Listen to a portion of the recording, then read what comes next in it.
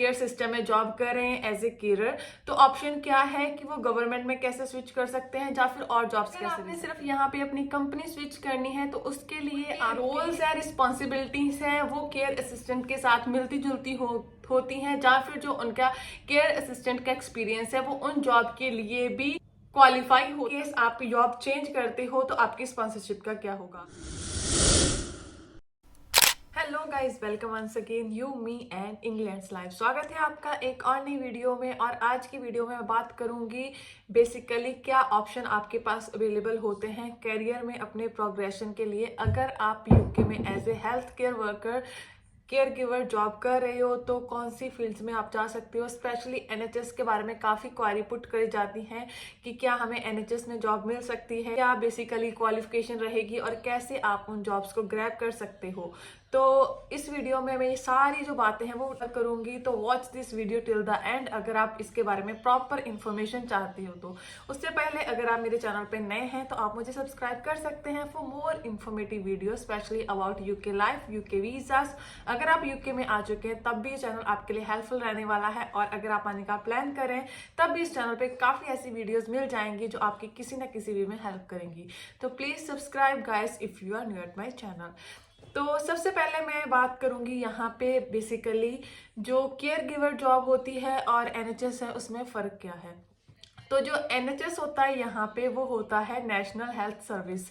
जैसे कि कंट्री से हम आते हैं इंडिया या फिर किसी और कंट्री में, जैसे एक जो गवर्नमेंट ऑर्गेनाइजेशंस होती हैं, गवर्नमेंट हॉस्पिटल्स होते हैं जो हेल्थ सर्विसेज प्रोवाइड करते हैं, ऐसे ही यूके में एनएचएस गवर्नमेंट ऑर्गेनाइजेशन है जो कि यहाँ पे आपको हेल्थ जो भी सर्विस है वो प्रोवाइड करती है। यहाँ पे जो यहाँ का एनएचएस है वो काफ़ी बड़ा है, इसमें लाइक हॉस्पिटल्स के भी काफ़ी ट्रस्ट है। उसके अलावा यहाँ पे प्राइवेट हेल्थ सिस्टम भी होता है। प्राइवेट हेल्थ सिस्टम है यहाँ पे, उसमें आती हैं यहाँ पे काफ़ी ऐसी कंपनीज जो कि प्राइवेट कॉन्ट्रैक्ट्स लेती हैं स्पेशली फ्रॉम यू। यहाँ की सिटी टू सिटी काउंसिल होती हैं, उनसे प्राइवेट कॉन्ट्रैक्ट्स लिए जाते हैं।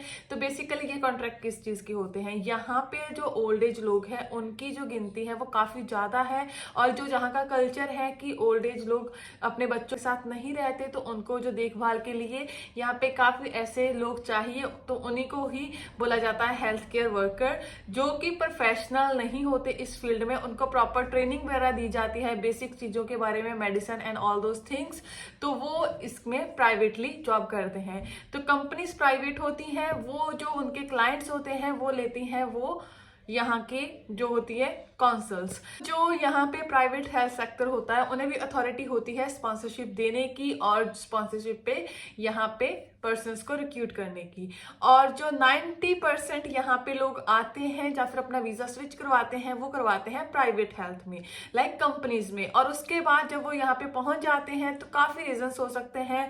समटाइम किसी को वर्क प्रॉपर नहीं मिलता, समटाइम किसी को वर्क पसंद नहीं आता, अलग अलग लोगों के अलग अलग रीजन होते हैं। और कुछ लोगों को अपने करियर में प्रोग्रेशन चाहिए होती है ज़्यादा, हर किसी को चाहिए होती है, बट कुछ लोगों को होता है कि मैंने जल्दी से जल्दी अच्छी पोजीशन पे जाना है।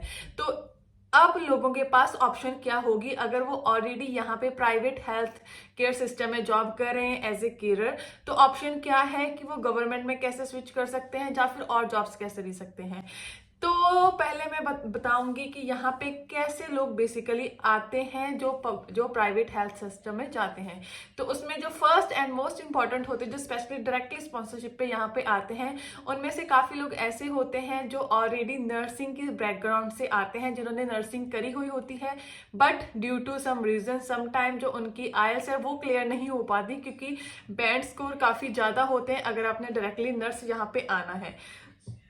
तो वो प्रेफर करते हैं health care visa rather than nursing यहाँ पे मूव करने के लिए। बट यहाँ आने के बाद उन्हें होता है कि नर्स की salary and all those things सब ज़्यादा है, तो हमने नर्सिंग में जाना है। इसके बाद जो सेकंड टाइप ऑफ लोग होते हैं वो होते हैं जिनकी स्टडी का बैकग्राउंड और होता है, बट हाँ वो एजुकेटेड होते हैं नो डाउट, और उनका बैकग्राउंड और होता है। तो उनके पास कौन सी ऑप्शंस अवेलेबल होंगी। लास्ट बट नॉट लीस्ट वो लोग होते हैं जिनकी जो एजुकेशन बैकग्राउंड इतना अच्छा नहीं होता, और सम हाउ वो इस वीज़ा पे यहाँ पे पहुँच जाते हैं क्योंकि इतनी स्टडी रिक्वायरमेंट वगैरह नहीं होती। तो उनके पास कौन सी ऑप्शंस होगी वो मैं आपको बताऊंगी। इन सारे लोगों के पास जो ऑप्शन अवेलेबल हो सकती है है उसे डिस्कस करने से पहले मैं आपको एक इंपॉर्टेंट चीज बता देती हूँ, वो होती है आपका कॉन्ट्रैक्ट। आप सोचेंगे कि बात तो प्रोग्रेशन की हो रही थी, इसमें कॉन्ट्रैक्ट कहाँ पे आ गया। कॉन्ट्रैक्ट भी मैटर करता है, बिकॉज जब आप यूके में as a health care worker visa specially sponsorship पे आते हो, उस टाइम पे कंपनीज आपको एक कॉन्ट्रैक्ट साइन करवाती है। मोस्टली जो जेन्युइन कंपनीज में आते हैं या फिर ऐसी कंपनीज जिनके पास जो आपको प्रॉपर ट्रेनिंग वगैरह अच्छे से प्रोवाइड करती हैं, आप इन्वेस्ट करती हैं उन सारी चीजों पे, तो उनमें से काफी कंपनीज ऐसी होती हैं जो कि अपने कॉन्ट्रैक्ट में एक लिमिटेड टाइम रखती हैं। टाइम इन द सेंस कि वो कॉन्ट्रैक्ट में मेंशन करती हैं कि एटलीस्ट अगर आपका 3 ईयर का वीजा है तो एटलीस्ट 3 ईयर 2 ईयर आपको सेम कंपनी में जॉब करनी पड़ेगी। वो काइंड ऑफ बॉन्ड की तरह होता है कि उन्होंने एक बॉन्ड आपसे साइन करवाया होता है कि मिनिमम 2 ईयर आप उनके साथ जॉब करनी पड़ेगी। जब आप वो बॉन्ड ब्रेक करते हो तो उसका कुछ रूल्स होते हैं, लाइक कुछ फाइन हो सकता है कि अगर आप वो ब्रेक करते हो तो आपको इतना अमाउंट पे करना पड़ेगा। जब भी आप कॉन्ट्रैक्ट साइन करो, आप कॉन्ट्रैक्ट को अच्छे से रीड करो कि उसमें कोई बॉन्ड या कोई कंडीशन तो नहीं है। अगर है तो फिर उसके लिए आपको प्रिपेयर रहना पड़ेगा कि अगर आपने करियर मूव करना है तो आपके पास कैसी ऑप्शंस है एंड क्या आप वो जो कॉन्सिक्वेंसेज होंगे आपके बॉन्ड को तोड़ने के लिए, क्या उसमें आप रेडी हो कि नहीं हो। अब बात करते हैं कि अगर इन केस आप जॉब चेंज करते हो तो आपकी स्पॉन्सरशिप का क्या होगा। अगर तो आप एनएचएस में जाते हो तो काफी ऐसी जॉब्स हैं जिसमें आपकी जो स्पॉन्सरशिप है वो ओवरटेक कर ली जाती है।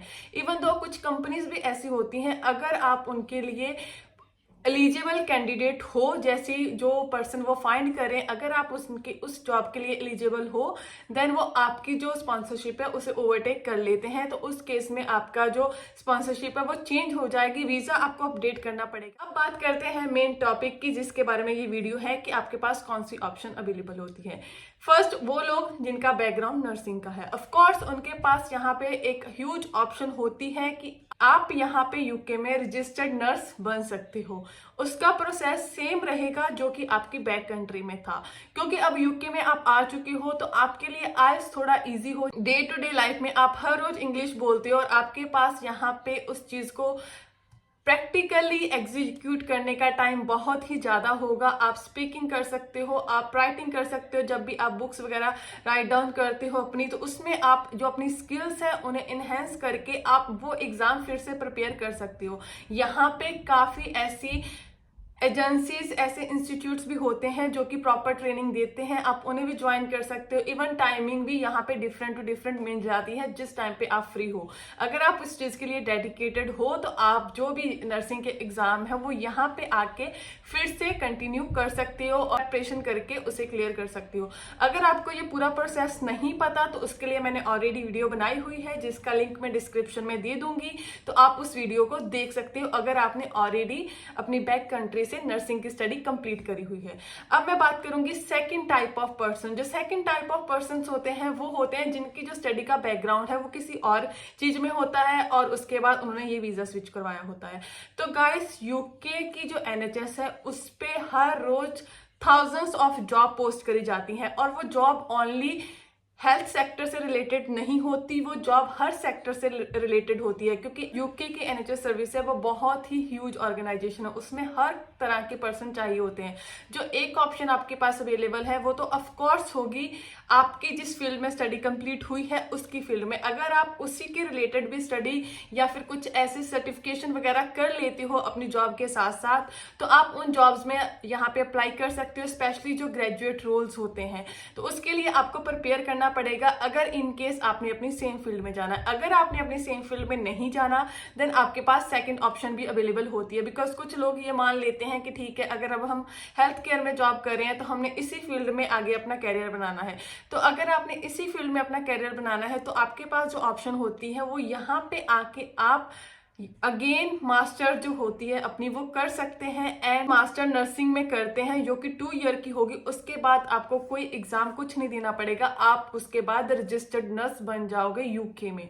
तो अगर आप इंटरेस्टेड हैं स्टडी में और आप विलिंग है तो आप वो 2 ईयर का कोर्स कर सकते हैं with your job until unless कि वो आपकी जॉब को अफेक्ट ना करे, और आफ्टर 2 ईयर आप यहाँ पे ऑलरेडी रजिस्टर्ड नर्स बन सकते हो। तो इसके बाद last but not the least, जो सबसे कम एजुकेटेड लोगों के लिए ऑप्शन है, बेसिकली ये जो पहले वाले 2 कैटेगरीज हैं उनके लिए भी ये ऑप्शन ऑलवेज अवेलेबल होती हैं। प्रॉपर स्टडी नहीं है या फिर जो ज़्यादा स्टडी नहीं करना चाहते for exam preparation and all those thing, उनके लिए एक अच्छी ऑप्शन होती है NVQ लेवल्स। तो यूके में यहाँ पे आप अपने NVQ level care certificates complete कर सकते हो। अगर आपके पास आपके NVQ लेवल्स होंगे, जितने आप ज़्यादा करोगे उतनी ही आपकी जो करियर की प्रोग्रेशन है वो ज़्यादा हो पाएगी। बिकॉज काफ़ी ऐसी जॉब्स होती हैं स्पेशली NHS में भी जहाँ पे NVQ लेवल्स की काफ़ी डिमांड होती है। अगर आपके पास हाई NVQ लेवल है तो आप उन जॉब के लिए क्वालिफाई कर जाते हो, और क्योंकि आपका जो एक्सपीरियंस है वो भी हेल्थ केयर से मिलता जुलता है तो समवेयर आपका एक्सपीरियंस भी उसमें काउंट हो जाएगा। तो NVQ लेवल अच्छी ऑप्शन है। अगर आपने कोई ज़्यादा स्टडी नहीं करनी, आपने मास्टर्स नहीं करनी या फिर आपने एग्जाम प्रिपेयर नहीं करने, तो एटलीस्ट अपने NVQ लेवल साथ साथ में करना स्टार्ट कर दो। अच्छी बात यह है कि काफ़ी जो कंपनीज है वो भी ऑफर करवाती हैं आपको NVQ कोर्सेज, तो आप अपनी कंपनी से बात कर सकते हो कि क्या वो आपके NVQ लेवल कंप्लीट करने में आपकी हेल्प करेंगी कि नहीं करेंगी। Most of the time companies करती हैं हेल्प, तो आपके लिए वो बेनिफिट होगा। उसके लिए आपको एक्स्ट्रा फीस वगैरह पे नहीं करनी पड़ेगी इतनी ज़्यादा, जो कि नॉर्मली NVQ लेवल्स के लिए होती है। अगर आप NVQ लेवल्स के बारे में डिटेल वीडियो चाहते हो तो आप मुझे कमेंट सेक्शन में मेंशन कर देना, तो मैं NVQ लेवल्स के बारे में भी जल्दी ही वीडियो बना लूँ। आप स्टडी नहीं करना चाहते तो विदाउट स्टडी आपके पास कौन सी ऑप्शन होती हैं? तो विदाउट स्टडी जो आपके पास ऑप्शन होती है वो होती है यूके में अलग अलग रोल्स के लिए अप्लाई करना, जो कि लो लेवल की होंगी नो डाउट, बट वो होगी NHS में। लाइक उसमें केयर असिस्टेंट्स भी आते हैं, सीनियर केयर असिस्टेंट्स भी आते हैं। उसके अलावा ऐसी कुछ और जॉब्स भी अवेलेबल होती हैं यूके के NHS की साइड पे, जो कि उनके रोल्स है, रिस्पॉन्सिबिलिटीज हैं वो केयर असिस्टेंट के साथ मिलती जुलती होती हैं, या फिर जो उनका केयर असिस्टेंट का एक्सपीरियंस है वो उन जॉब के लिए भी क्वालिफाई होता है। तो अब जॉब आपने फाइंड कैसे करनी है यहाँ पे? एक्चुअली यहाँ पे जो यूके की NHS पे आपका अकाउंट है वो थोड़ा लेंथी प्रोसेस होता है। वो आपको एक बार बनाना पड़ेगा जिसमें आपको अपनी पूरी बेसिक डिटेल देनी पड़ेगी। जब वो आपका अकाउंट बन जाएगा उसके बाद यहाँ पे डिफरेंट ट्रस्ट होते हैं।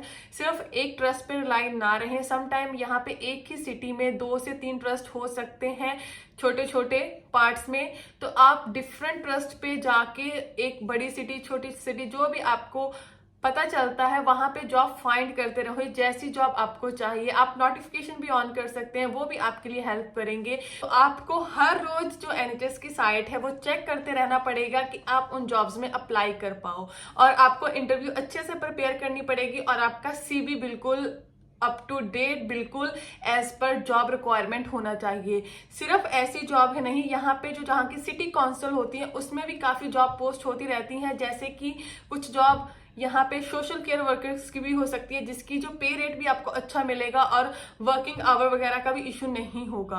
तो प्राइवेट हेल्थ सेक्टर से अगर आपने यहाँ पे गवर्नमेंट हेल्थ सेक्टर में स्विच करना है तो ओनली वे है कि आप यहाँ पे अपनी जॉब सर्च करते रहना। अगर आपने सिर्फ यहाँ पे अपनी कंपनी स्विच करनी है तो उसके लिए आपके लिए NVQ लेवल्स आपकी हेल्प कर सकते हैं। और उसके बाद जो अपना यूके का ड्राइविंग लाइसेंस है उसे जल्दी से जल्दी कंप्लीट करने की ट्राई करिए कि आप यहाँ पे आके ड्राइविंग सीख के अगर आप अपना लाइसेंस क्लियर कर लेते हो तो वो भी आपको काफ़ी हेल्पफुल रहने वाला है। बिकॉज काफ़ी कंपनीज की जो रिक्वायरमेंट होती है वो ड्राइविंग लाइसेंस होती हैं यहाँ पे।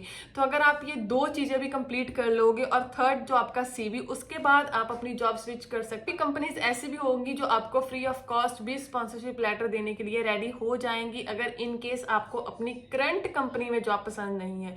स्टार्टिंग में आपको वहीं पे जॉब करनी पड़ेगी नो डाउट, क्योंकि आपके पास ऑप्शन नहीं होगी इतनी मनी दोबारा से इन्वेस्ट करने के लिए, स्पेशली जो लोग डायरेक्टली यहाँ पे स्पॉन्सरशिप लेके आते हैं। तो आप अपनी जॉब कंटिन्यू करें, अपना एक्सपीरियंस गेन करें, अपनी ट्रेनिंग पूरी करें, अपने केयर सर्टिफिकेट पूरे करें, अपना लाइसेंस लें, एंड साथ साथ में अगर आपके NVQ लेवल हो पाते हैं तो वो प्लस पॉइंट रहेगा। देन अपना प्रॉपर CV बना के जॉब सर्च करते रहें।